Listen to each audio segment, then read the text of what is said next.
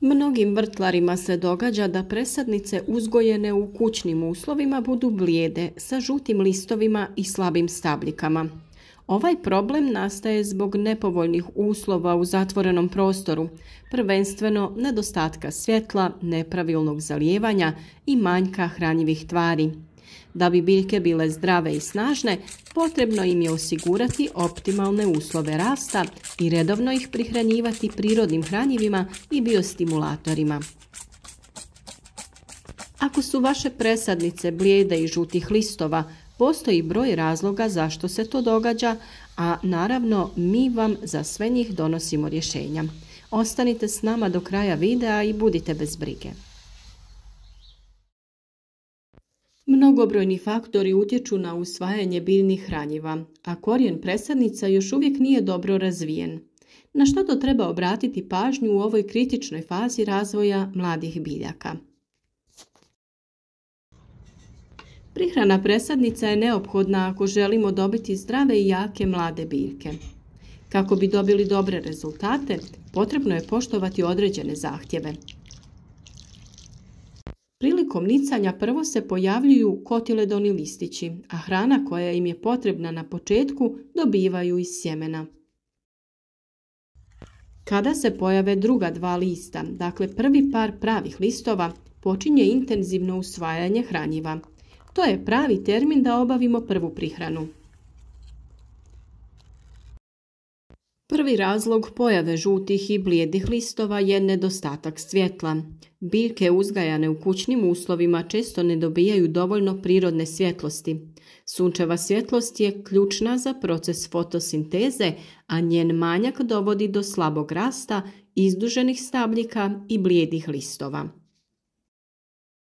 Idealno je da presadnice dobiju najmanje 12 do 16 sati svjetlosti dnevno, što možete postići pomoću LED ili fluorescentnih svjetiljki. Drugi razlog je nepravilno zalijevanje. Prekomjerno zalijevanje može uzrokovati truljenje korijena i pojavu žutih listova, dok nedovoljno zalijevanje dovodi do uvenuća. Biljke treba zalijevati umjereno, koristeći odstajalu vodu sobne temperature i to tek kada se gornji sloj zemlje osuši. Manjak hranjiva je sljedeći razlog. Tlo u kojem se uzgajaju presadnice često je siromašno hranjivim tvarima. Ako biljke ne dobivaju dovoljno esencijalnih elemenata poput dušika, fosfora i kalija, one postaju slabe, listovi žute, a rast se usporava.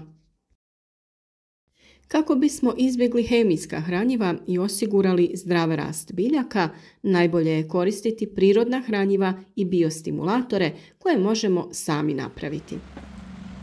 Evo nekoliko efikasnih metoda. Prva je rastvor stajnjaka ili komposta. Stajnjak, bilo da se radi o kravljem, konjskom ili kokošijem, bogat je hranjivim tvarima i mikroorganizmima korisnim za rast biljaka. Potrebno je napraviti rastvor tako što se 1 kg stajnjaka potopi u 10 litara vode i ostavi nekoliko dana. Ovaj rastvor se zatim procijedi i razrijedi vodom u omjeru 1:10 prije upotrebe.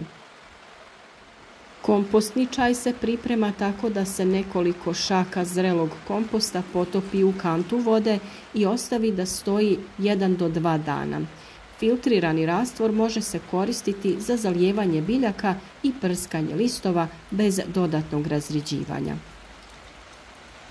Kopriva kao prirodni izvor hranjiva bogata je dušikom, kalijem i željezom, a njen fermentirani rastvor odličan je za jačanje presadnica. Priprema se tako što se svježa kopriva potopi u vodu i ostavi 10 do 14 dana da fermentira. Prije upotrebe razrijedite je sa vodom u omjeru 1:10. Ovo hranjivo koristite samo jednom da biljke ne bi dobile previše dušika i stvorile previše lisne mase, jer kopriva sadrži najviše dušika. Kombinirajte ovo hranjivo sa drugim hranjivima koja vam u ovom videu preporučujemo.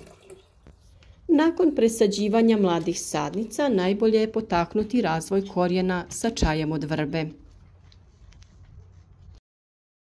Vrba je bogata fitohormonima ili auksinima. To su naime biljni hormoni koji se stvaraju u vršnim dijelovima stabla, korijenja i grančica, te potiču rast korijenja drugih biljaka, reguliraju različite fiziološke procese od klijanja sjemena pa sve do sazrijevanja plodova.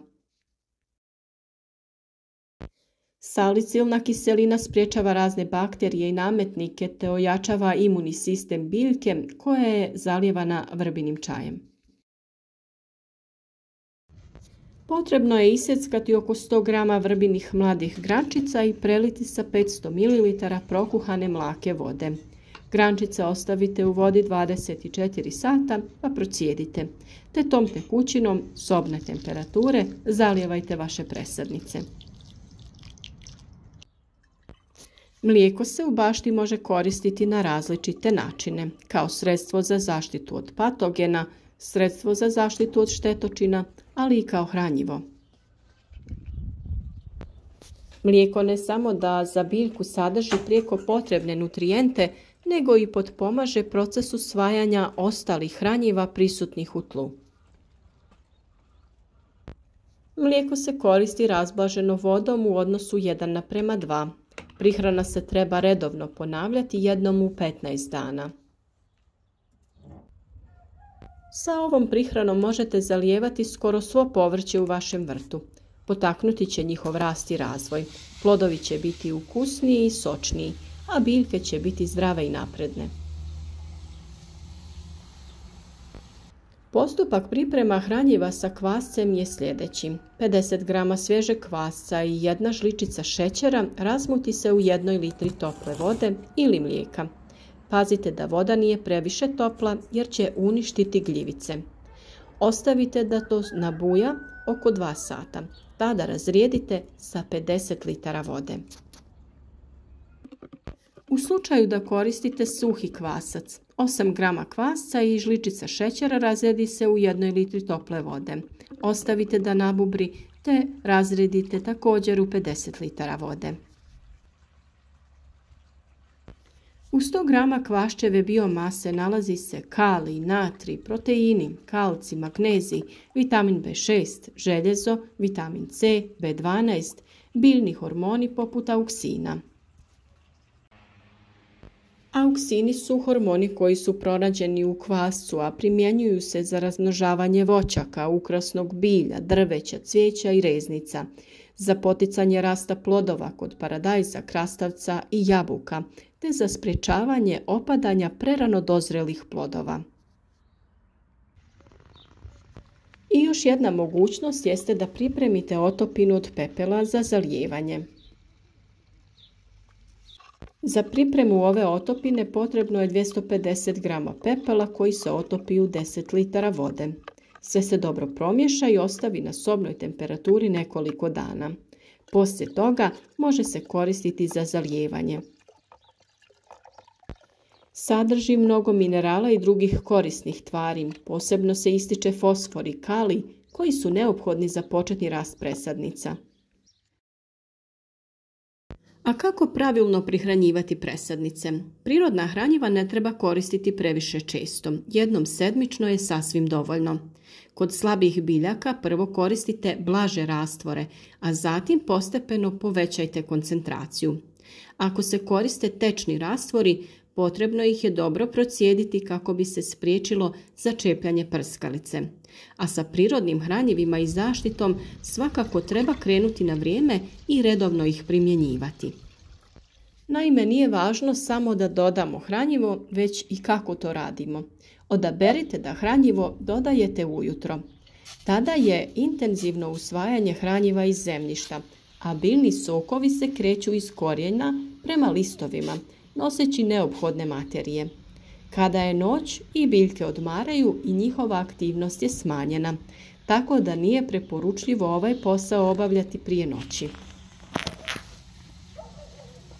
Ono što je važno jeste da provjerite snabdjevenost supstrata vodom. U slučaju da je suh, obavite zalijevanje, a onda tek sljedećeg dana dodajte hranjivi rastvor. Korijen biljke u suhom supstratu može doživjeti stres i oštećenje ako ga zalijemo rastvorenim đubrivom. Zemlja oko biljke treba biti samo lagano zalivena, pa se u sljedećem zalijevanju dodaje hranjivo koje će se tada rasporediti u supstrat i biljka će ga ravnomjerno usvajati. Presadnice uzgajane u kućnim uslovima često pate od nedostatka svjetla i hranjivih tvari, što dovodi do njihovog bljedila i slabog rasta. Redovno prihranjivanje prirodnim hranjivima poput rastvora stajnjaka, kompostnog čaja, ekstrakta vrbe, koprive i mlijeka može značajno poboljšati njihovo zdravlje i otpornost. Uz pravilnu njegu, svjetlost i prirodne biostimulatore, presadnice će biti snažne, zelene i spremne za presađivanje na otvoreno.